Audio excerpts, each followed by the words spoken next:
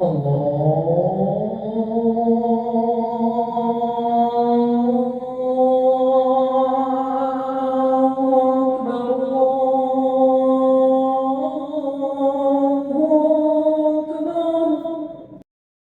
باللہ من الشیطان الرجیم بسم اللہ الرحمن الرحیم ان للمتقین مفازا حدائق واعنابا وکواعب اترابا وکأسا دہاقا الى آخر السورہ۔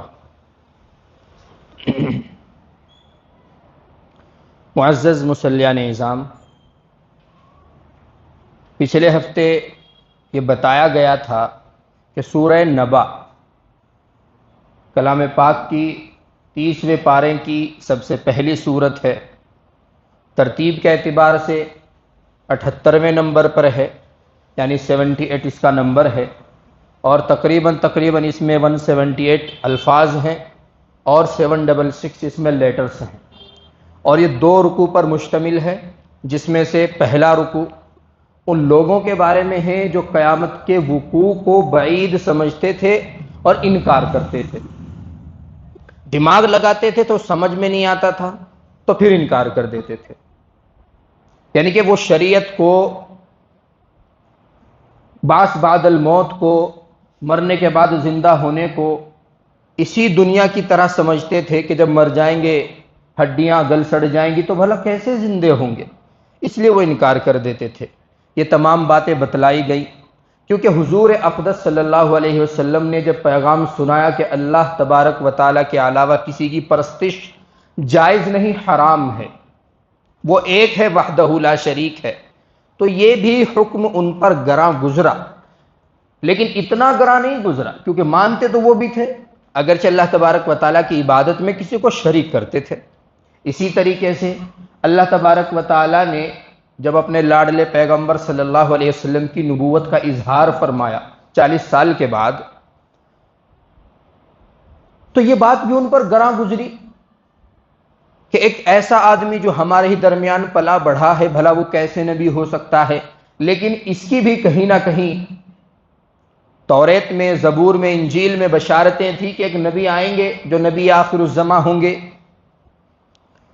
تو یہ بات بھی ان کو بہت مشکل گزری، بہت ٹف ان کے دلوں پر یہ بات لگی، لیکن اس بات کو بھی کہیں نہ کہیں وہ قبول کر سکتے تھے کہ ٹھیک ہے، آپ اللہ کے آخری نبی ہو سکتے ہیں، کیونکہ کتابوں میں بشارتیں تھیں، اسی طریقے سے توریت، زبور، انجیل میں بشارتیں تھیں، اور پھر حضور اقدس صلی اللہ علیہ وسلم کا نبوت سے پہلے کا جو ایک قیمتی دور ہے وہ ان کے بیچ میں گزرا ہے۔ آپ صلی اللہ علیہ وسلم کو خود وہ امین اور صادق کہتے تھے، آپ کو کبھی جھوٹ بولتے ہوئے نعوذ باللہ انہوں نے نہیں دیکھا، تو کہیں نہ کہیں وہ ایکسیپٹ کرنے پر مجبور تھے۔ لیکن ایک تیسرا مدعا تھا کہ قیامت آئے گی اور مرنے کے بعد زندہ ہونا ہے اور اعمال کا حساب و کتاب ہونا ہے، جو اچھے لوگ ہوں گے وہ جنتی ہوں گے اور جو بدکار ہوں گے وہ جہنمی ہوں گے۔ بس یہ بات ان کی سمجھ سے باہر ہو گئی کہ اب یہ تو زیادہ ہو رہا ہے، جیسے ہم کہتے ہیں کسی انسان کی غلطیوں کو دیکھتے ہوئے کہ ٹھیک ہے چلو اگنور کرو، ٹھیک ہے چلیے اگنور کرتے ہیں، پھر جب حد سے گزر جاتا ہے تو ہم بولتے ہیں کہ نہیں یہ تو کچھ زیادہ ہی ہو رہا ہے، اب تو اس کی خبر لینی پڑے گی۔ تو نعوذ باللہ ان کے دماغ میں بھی یہی بات آئی کہ چلیے اللہ تبارک و تعالیٰ کو ایک کہتے ہیں، یہ بس شریک نہیں کرتے، ہم شریک کرتے ہیں، یہ بھی بات مان لیتے ہیں، یہ اللہ کے نبی بھی ہو سکتے ہیں، چلیے یہ بھی بات مان لیتے ہیں، ہمارے درمیان پلے ہیں، بڑھے ہیں، آج تک ان کی ایک بھی شکایت کسی طرح کی نہیں ہے۔ لیکن اب یہ تو کچھ زیادہ ہی ہو رہا ہے کہ یہ کہہ رہے ہیں کہ بھئی ہمارے اعمال کا بھی حساب ہوگا، جنت و جہنم کا ذکر کر رہے ہیں ہمارے سامنے، کہہ رہے ہیں کہ بالکل اسی طریقے سے دوبارہ سے زندہ ہونا ہے، حساب و کتاب ہونا ہے۔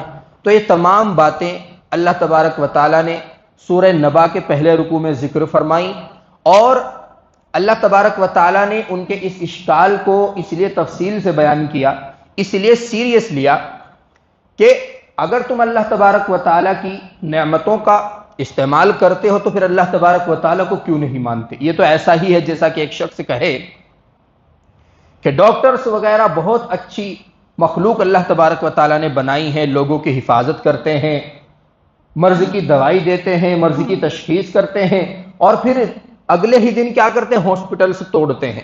ڈاکٹروں کے اچھا ہونے کا تو اقرار ہے، لیکن تو جتنے بھی ہاسپٹلس ہیں ان کو توڑ رہے ہیں۔ تو جب اللہ تبارک و تعالیٰ کی نعمتوں کو آپ روز مرہ استعمال کر رہے ہو تو پھر روز محشر حساب و کتاب کا کیسے انکار کر سکتے ہو؟ کیونکہ حساب و کتاب کا انکار کرنا یہ اللہ تبارک و تعالیٰ کی نعمتوں کا انکار کرنا ہے، اور اللہ تبارک و تعالیٰ کی نعمتوں کا انکار کر نہیں سکتے تو روز محشر کا بھی تم انکار کر نہیں سکتے۔ اسی واقعے پر اللہ تبارک و تعالیٰ نے 8-9 دلیلیں دی اور ان کو سمجھایا کہ تمہارا یہ تصور، یہ طرز اور یہ عمل انتہائی گھنونا ہے۔ تو یہ تو ہوا ان لوگوں کا بیان پچھلی جو نشست ہوئی تھی پچھلی جمعرات میں، جو اللہ تبارک و تعالیٰ کا کہیں نہ کہیں اقرار کرتے ہیں، شریک کرتے ہیں، حضور صلی اللہ علیہ وسلم کو نبی مان سکتے تھے لیکن آخرت کا اقرار نہیں کرتے تھے، اس کا انکار کرتے تھے اور ان کے دماغ میں یہ بات نہیں آتی تھی۔ تو پہلے رکوع میں ان چیزوں کا بیان تھا۔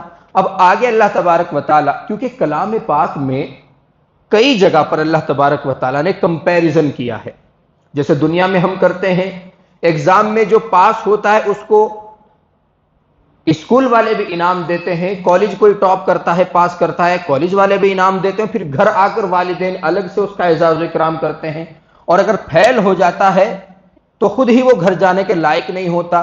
کتنے ہی لوگ ہیں اور کتنے ہی اسٹوڈنٹس ہیں جو نعوذ باللہ سوسائڈ کر لیتے ہیں، اپنی جان گنوا دیتے ہیں۔ تو ٹھیک اسی طریقے سے اللہ تبارک و تعالیٰ نے ایسی ایسی مثالیں دی ہیں تاکہ دنیاوی معاملات میں ہم جن کو بھگت رہے ہیں، برت رہے ہیں، اسی طریقے سے آخرت کی مثالیں بھی دے دے تاکہ ان کو سمجھ آ جائے۔ تو جیسے سورہ دہر میں اللہ تبارک و تعالیٰ نے اچھے لوگوں کا برے لوگوں کا کمپیریزن کیا، اچھے لوگوں کی جزا ذکر کی، برے لوگوں کی سزا ذکر کی۔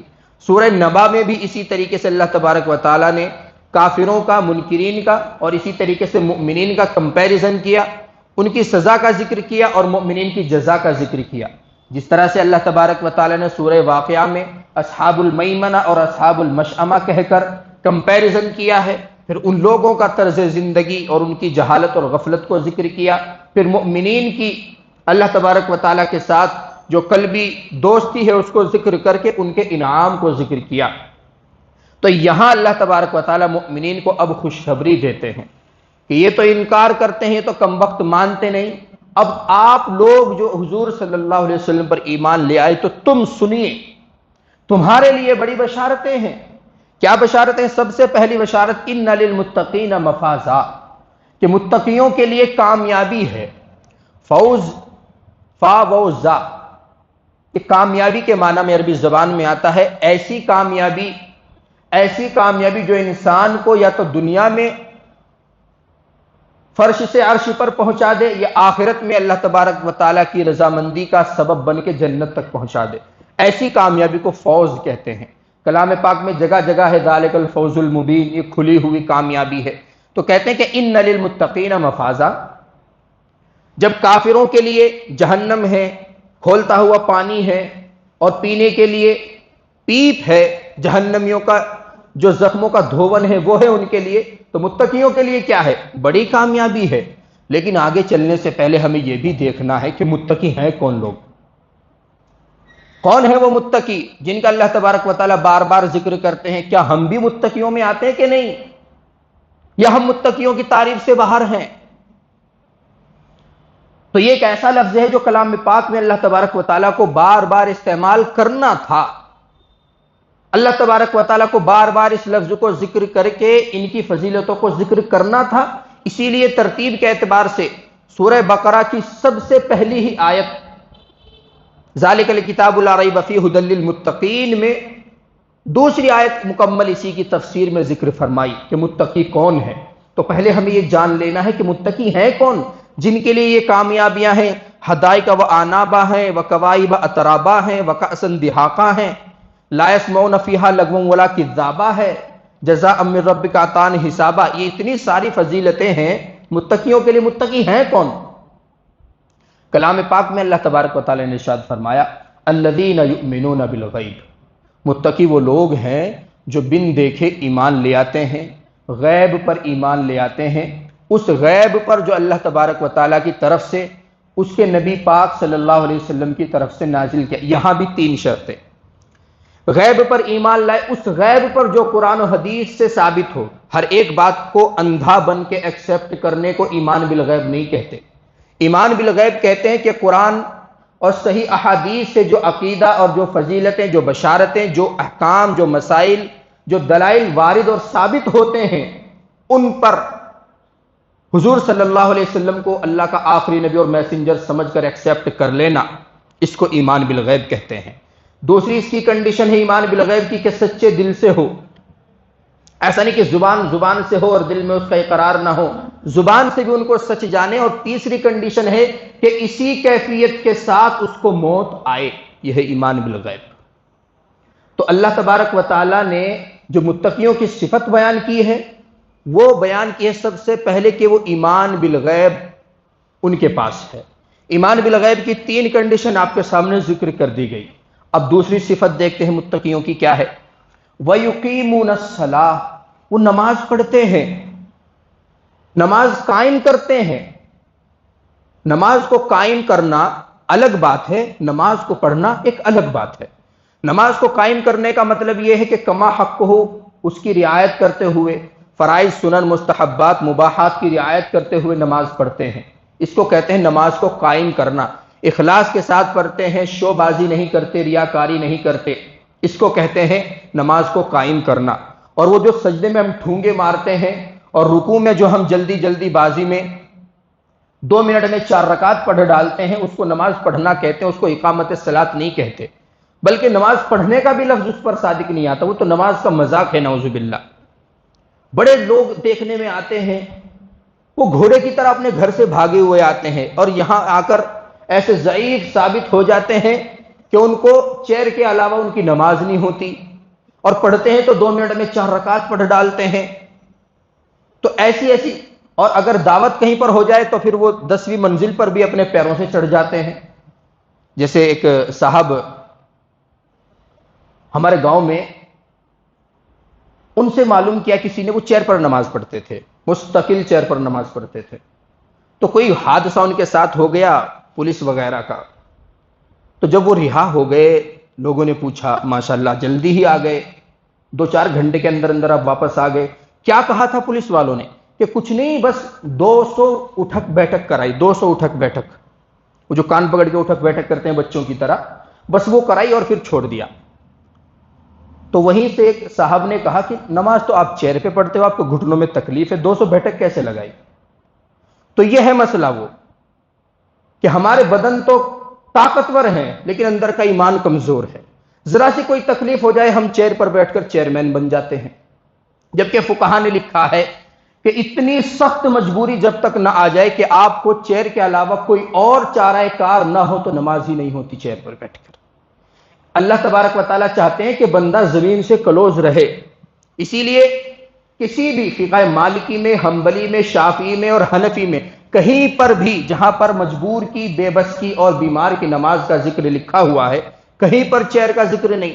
یہ لکھا ہے کہ اگر کوئی بیٹھ کر بھی پڑھ سکتا ہے تو بیٹھ کر پڑھے، گھٹنوں میں تکلیف ہے تو گھٹنوں کو قبلے کی طرف کر لے، اس کے باوجود بھی نہیں پڑھ سکتا ہے تو لیٹ کر پڑھے اور سر ادھر کر لے اور پیر قبلے کی طرف کر لے۔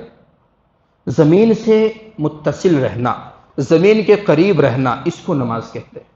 اللہ تبارک و تعالیٰ چاہتے ہیں کہ جس زمین میں تمہیں جانا ہے، جس مٹی سے تم پیدا ہوئے ہو، اس سے تمہارا تعلق بنا رہے۔ 10 سال ہو گئے زمین پر سجدہ کیے ہوئے، ذرا سا کبھی کسی زمانے میں گھٹنے میں کوئی تکلیف ہو گئی تھی اور اب ڈرتے ہیں، تجربہ بھی نہیں کرتے، پڑھ کر بھی نہیں دیکھنے کی کوشش کرتے۔ تو میں یہ نہیں کہہ رہا ہوں کہ جو مجبور ہیں وہ نہیں پڑھ سکتے، پڑھ سکتے ہیں، لیکن وہ بالکل اور بالکل لاسٹ درجے کی چیز ہے۔ تو بہرحال تو متقیوں کی پہلی صفت ایمان بالغیب۔ دوسری صفت ہے یہاں پر اقامت صلاۃ، وہ نماز قائم کرتے ہیں۔ یہاں بھی 3 کنڈیشن ہے۔ کیا ہوتا ہے نماز کو قائم کرنا؟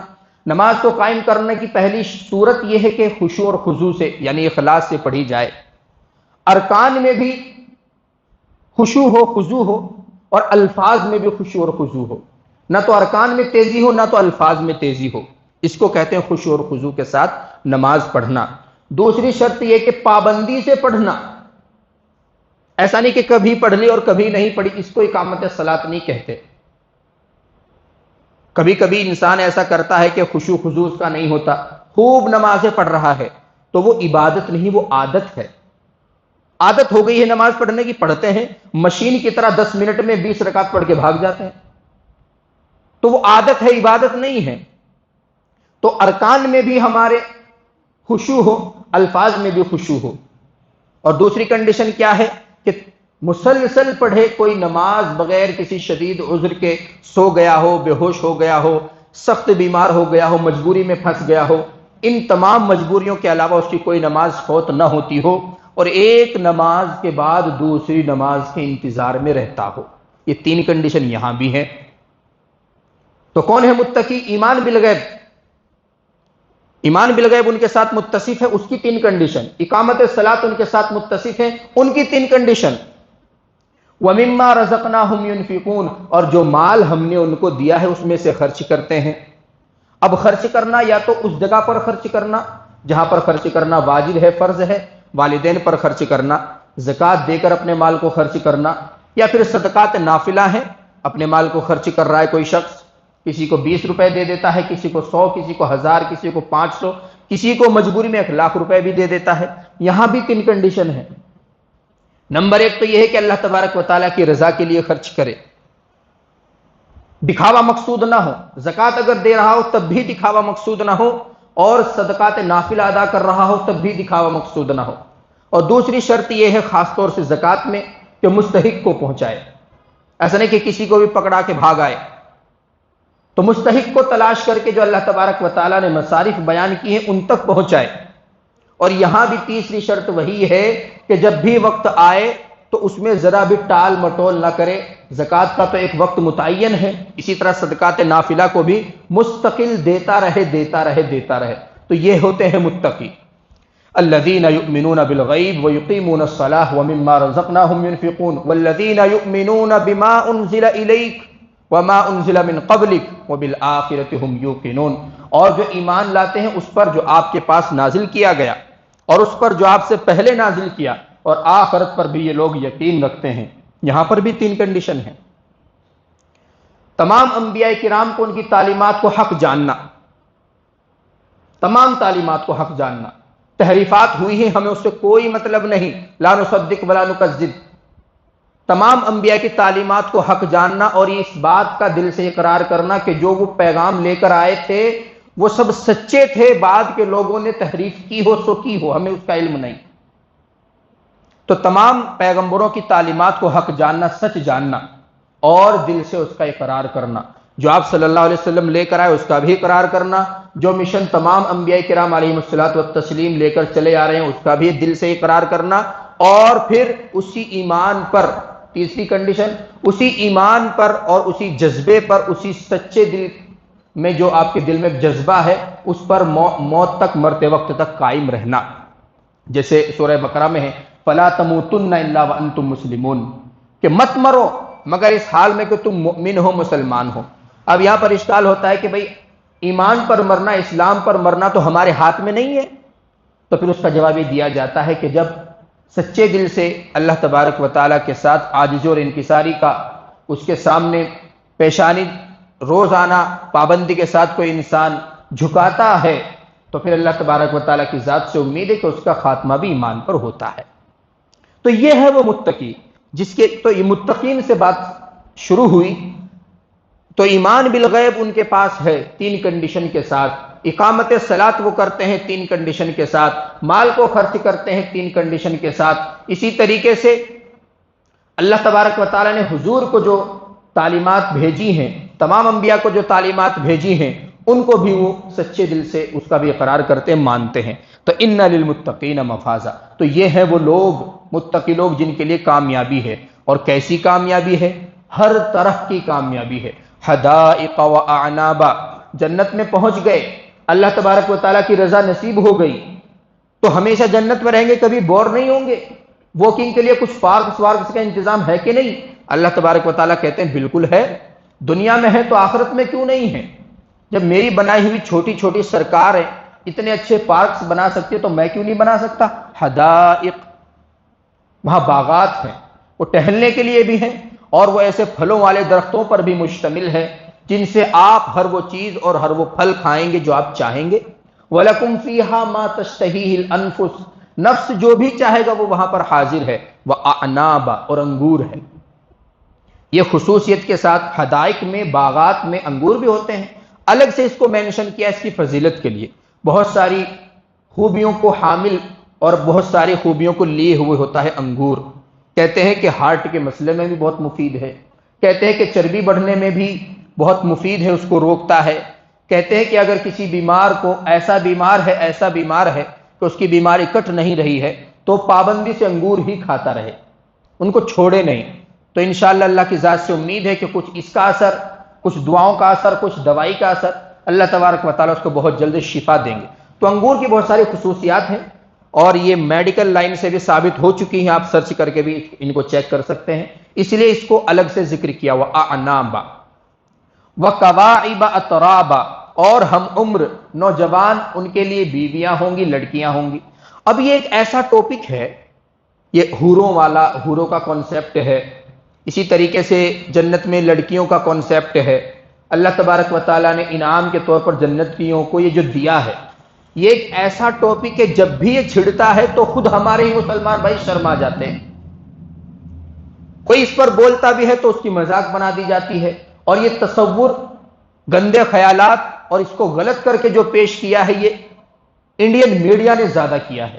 ورنہ تو آپ کسی بھی کتاب کو، کسی بھی مذہب کی مین اور بیسک کتاب کو اگر اٹھا کر دیکھیں، یہاں تک کہ ہندو کے جتنے اسکرپچرز ہیں، جتنی کتابیں ہیں، چاہے وہ گیتا ہو، وہ رامائن ہو، وہ کوئی بھی ان کا معتبر اور مقبول ذریعہ ہو، ہر ایک میں اس کا تصور ہے. اور یہاں تو حدیث میں حوروں کا ذکر آتا ہے. کبھی کبھی کسی حدیث سے یا کسی اثر سے، صحابی کے قول سے 70 تک اس کی تائید اور تحدید ہو جاتی ہے. لیکن ان کی کتابوں میں 7,000 تک کے قول ملتے ہیں. کن کی کتابوں میں؟ ہندوؤں کی کتابوں میں، عیسائیوں کی کتابوں میں، یہودیوں کی کتابوں میں 1,00,000 تک کے قول ملتے ہیں. لیکن اپنا کچھ نہیں کھولیں گے، صرف مسلمانوں کو بدنام کرنے کے لیے اور ان کے مذہب کو غلط ثابت کرنے کے لیے ایسے ایسے ٹاپک چھیڑتے ہیں. اور وہ 10-20 ہزار روپے میں کوئی ایک مولوی خریدا ہوا بٹھا لیتے ہیں، وہ اس موضوع پر چپ ہو جاتا ہے اور ان کی جیت ہو جاتی ہے، اور وہ ایسا شو کراتے ہیں کہ مسلمانوں کی ہار ہو گئی اس موضوع پر. اور وہ ایک فلم بھی بنی ہے 72 حوریں. تو یعنی کہ یہ ثابت کرنا چاہ رہے ہیں کہ ان کے یہاں آخرت میں بھی گویا کہ نعوذ باللہ عیاشی ہے. تو انعام کے طور پر، اعزاز کے طور پر جو خادمائیں مرنے کے بعد اللہ تبارک و تعالیٰ کی طرف سے احادیث میں یا کلام پاک کی آیتوں سے ثابت ہوتا ہے، وہ ہر ایک مذہب میں ہے. اگر کسی مذہب نے زندگی جینے کا مکمل طریقہ نہیں سکھایا، اس مذہب میں بھی حوروں کا تصور ہے. اور پھر بڑے بڑے مذاہب کی تو بات ہی الگ ہے. اسی طرح حضور صلی اللہ علیہ وسلم اور حضرت عائشہ کی عمر کے مسئلے پر ایک بحث چھڑ جاتی ہے. چھوٹی عمر میں شادی کی، چھوٹی عمر میں شادی کی. تو ان کے جو بھگوان ہیں اور جن کو یہ اپنا سب کچھ مانتے ہیں، خود انہوں نے 3-3 برس کی لڑکیوں سے، بچیوں سے شادیاں کی. اور یہ ان کی کتابوں میں ہائی لائٹ ہے، ہیڈنگز ڈلی ہوئی ہیں کہ اس میں کوئی حرج نہیں، کوئی کسی قسم کا ڈاؤٹ نہیں. اور یہ لکھا ہوا ہے، آج تک کسی نے مٹایا نہیں، لکھا ہوا ہے آج تک. لیکن بدنام کرنا ہے تو صرف مسلمانوں کو. جس کی بیٹی تھی اس کو کوئی اشکال نہیں، نہ ماں کو اشکال، نہ باپ کو اشکال. جو بیٹی تھی اس کو اشکال نہیں. جس نے نکاح کیا وہ نبی آخر الزمان صلی اللہ علیہ وسلم، تمام عالم انسانیت میں سب سے زیادہ ذہین اور سمجھدار، اس کو کوئی اشکال نہیں. اشکال اگر کسی کو ہے، اما عائشہ کی وکالت کون کر رہے ہیں 1400-1450 برس کے بعد؟ وہ لوگ جن کو اللہ تبارک و تعالیٰ نے اب تک ایمان کی دولت سے بھی نہیں نوازا، وہ اما عائشہ صدیقہ رضی اللہ تعالیٰ عنہا کے وکیل بن کر بیٹھے ہیں، بحث کر رہے ہیں، ڈیبیٹ چل رہی ہیں. تو یہاں پر وکواعب اترابا سے یاد آیا کہ جنت میں اعزاز کے لیے یہ جو چیزیں ہیں، آپ دعوے کے ساتھ کہہ سکتے ہو کہ یہ ہر مذہب میں ہیں. یہاں تک کہ اس مذہب میں بھی کہ جس نے اپنے فالوورز کو مکمل جینے کا اور مرنے کا سلیقہ بھی نہیں سکھایا، اس مذہب میں بھی ملتے ہیں. وَكَوَاعِبَ وَكَأْسًا دِهَاقًا، اور لبالب بھرے ہوئے جام ہوں گے، متقیوں کے لیے ہوں گے. لیکن یہ اس کے لیے متقی بننا پڑے گا.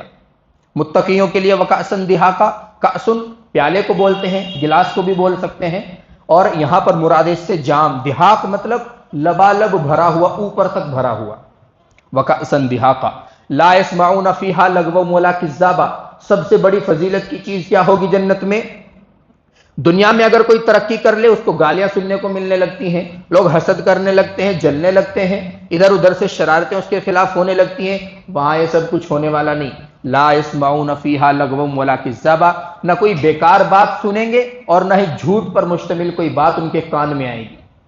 آگے جزاء من ربک عطاء حسابا، اللہ تبارک و تعالیٰ فرما رہے ہیں کہ یہ بدلہ ہے ان کے رب کی طرف سے، اے نبی تیرے رب کی طرف سے یہ پورا پورا بدلہ ہے متقیوں کے لیے، یعنی کہ ایسا بدلہ جس کے وہ مستحق ہیں، ایسا بدلہ تقوی کے حساب سے جو جتنی جزا کا مستحق ہے اس کو اتنی ہی جزا ملے گی۔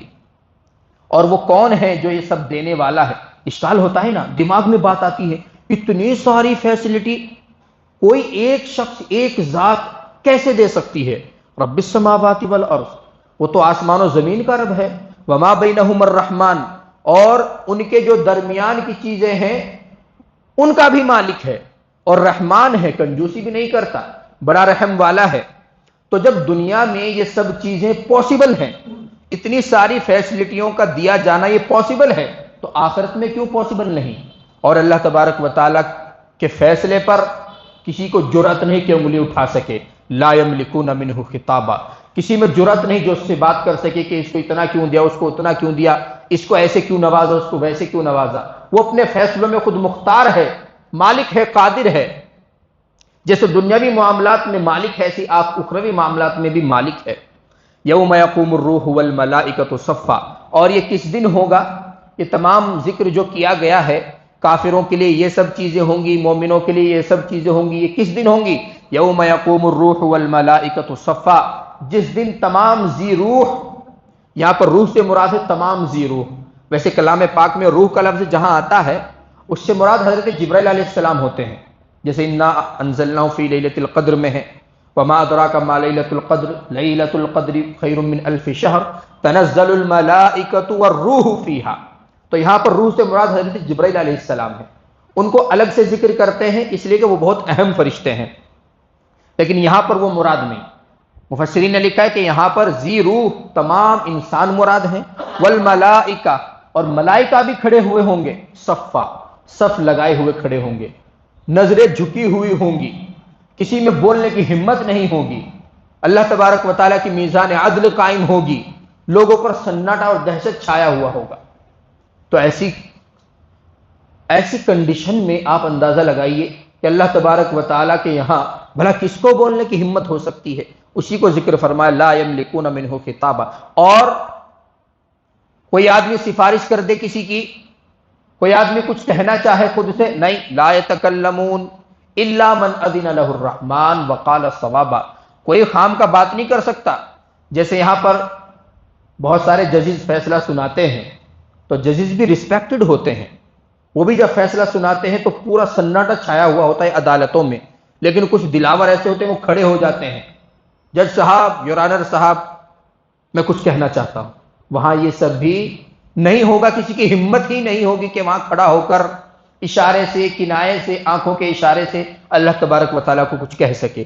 لا یتکلمون، ہاں، الا من اذن له الرحمن وقال صوابا، جن لوگوں کو اللہ تبارک و تعالیٰ کی طرف سے کہنے کی یا سفارش کرنے کی پرمیشن ملے گی، وہی لوگ وہاں ریکویسٹ کریں گے، اپنی بات رکھیں گے، اور ان کے لیے بھی کنڈیشن یہ ہے وقال صوابا، درست بات کہیں، ایسے نہیں کہ کچھ بھی بول دیں۔ ذالک الیوم الحق، اور اے کافروں، اے مشرکوں، اے قیامت کا انکار کرنے والوں، تم نے اتنی ساری نشانیوں کو دیکھ کر بھلا کیسے جھٹلا دیا؟ یہ ایک ایسا دن ہے جو برحق ہے، آنے والا ہے، تمام نشانیاں اس کی بالکل واضح اظہر من الشمس ہیں، بھلا تم کیسے انکار کر سکتے ہو؟ فمن شاء اتخذ الی ربہ مآبا، اب ایک کامن آرڈر اللہ تبارک و تعالیٰ نے ذکر کرنے کے بعد فرمایا، یہ تو انکار کرنے والے، یہ تو اقرار کرنے والے، یہ ان کی سزا، یہ ان کی جزا، تو اب آپ کے ہاتھ میں ہے معاملہ، the decision is in your hand, معاملہ آپ کے ہاتھ میں ہے۔ فمن شاء اتخذ الی ربہ مآبا، تو جس کا بھی جی چاہے اپنے رب کے پاس ٹھکانہ بنا لے۔ اللہ تبارک و تعالیٰ کو خوش کر کے متقی بن کے جس کا جی چاہے یہ تمام نعمتیں حاصل کر لے، اور جس کا جی چاہے وہ کافروں کے ساتھ رہے، نعوذ باللہ انکار کرنے والوں کے ساتھ رہے، اور پھر ان کے لیے جو سزائیں ہیں ان کو بھگتے۔ انا انذرناکم عذابا قریبا، اور یہ تمام چیزیں تمہیں کنونس کرنے کے لیے نہیں، اور ایسا نہیں کہ ہم صرف تم سے بحث و مباحثہ کرنے کے لیے یہاں پر یہ تمام تقریریں بیان کر رہے ہیں، لیکن وہ ہمارا حق ہے۔ ایک مرتبہ حق کو حق بیان کر کے واضح کر کے پیش کر دینا ہی چاہیے، تاکہ کسی کے پاس یہ کہنے کی گنجائش نہ رہے کہ میرے پاس تو صحیح پیغام نہیں پہنچے تھے۔ اللہ تعالیٰ فرماتے ہیں انا انذرناکم عذابا قریبا، بے شک ہم تم کو، اگر تم انکار کرتے ہو انکار کی صورت میں، اے کافروں، اے مشرکوں، اے منافقوں، ہم تم کو ایک قریبی عذاب سے ڈرا رہے ہیں جو بہت قریب آنے والا ہے۔ کیا ہوگا اس دن؟ یوم ینظر المرء ما قدمت یداہ، جس دن انسان دیکھے گا وہ چیز جو اس کے ہاتھ نے آگے بھیجی۔ اکثر اعمال صالحہ ہاتھوں سے ہوتے ہیں، اس لیے ہاتھ کا ذکر کر دیا، ورنہ تو مراد یہ ہے کہ اپنے اعمال نامے کو انسان دیکھے گا۔ اب یا تو اس لیے دیکھے گا کہ وہ رجسٹروں میں لکھے ہوئے ہیں، مفسرین نے لکھا ہے جیسا کہ دونوں کندھوں پر فرشتے بیٹھے ہیں اور درج کر رہے ہیں، صحیح احادیث سے ثابت ہے، اور یا پھر دیکھے گا، ایک مفہوم اس کا یہ کہ اللہ تبارک و تعالیٰ اس کے تمام اعمال کو ویزیبل شکل دے دیں گے، ایسی شکل دے دیں گے کہ وہ ان کو دیکھے گا اپنی آنکھوں سے کھڑے ہوئے، جیسے انسان ایک کھڑا ہوا ہوتا ہے، ایک شکل ہوتی ہے، ایک اسٹرکچر ہوتا ہے، ایک ڈھانچہ ہوتا ہے، اس طرح سے دیکھے گا۔ تو بہرحال کسی بھی طریقے سے ہو، انسان اپنی کرتوتوں کو دیکھے گا۔ اب جو مومن ہے وہ تو خوش ہوں گے کہ ہائے ہماری خوش قسمتی، اللہ تبارک و تعالیٰ نے ہمیں توفیق دی، اللہ تبارک و تعالیٰ نے ہمیں اس قابل بنایا تھا کہ ہم حق کو پہچانیں، ہدایت دی تھی کہ ہم حضور صلی اللہ علیہ وسلم کا اتباع کریں۔ وَيَقُولُ الْكَافِرُ يَا لَيْتَنِي كُنتُ تُرَابًا، اتنے خطرناک لفظ پر اس سورت کا اختتام ہوا ہے۔ وَيَقُولُ الْكَافِرُ يَا لَيْتَنِي، کافر کہے گا ہائے افسوس، ہائے میری ہلاکت، ہائے میں کیوں نہ مر گیا، یا لیتنی کنت ترابا، میں مٹی کیوں نہ ہو گیا۔ حضرت عبداللہ بن عمر رضی اللہ تعالیٰ عنہما سے اس آیت کی تفسیر میں ایک روایت ثابت ہے کہ جب میدان محشر قائم ہوگا، تمام چیزیں بالکل برابر کر دی جائیں گی، پہاڑ پہاڑ نہیں رہے گا، کہیں گہرائی تھی وہ گہرائی نہیں رہے گی، کہیں پر اونچائی تھی اونچائی نہیں رہے گی۔ تو جب تمام لوگ جمع ہوں گے تو اللہ تبارک و تعالیٰ اس روز جانوروں کو بھی لائے گا، اور جانوروں میں سے بھی جس جانور نے جس پر جو ظلم کیا ہے اس کو اس کا پورا پورا بدلہ دیا جائے گا۔ شیر جیسے ظلم کرتا ہے جانوروں پر، ان کو بدلہ دیا جائے گا، کیونکہ اللہ تبارک و تعالیٰ کے یہاں تو ناانصافی ہے ہی نہیں، جبر اور تسلط کسی کو کسی پر ہے ہی نہیں۔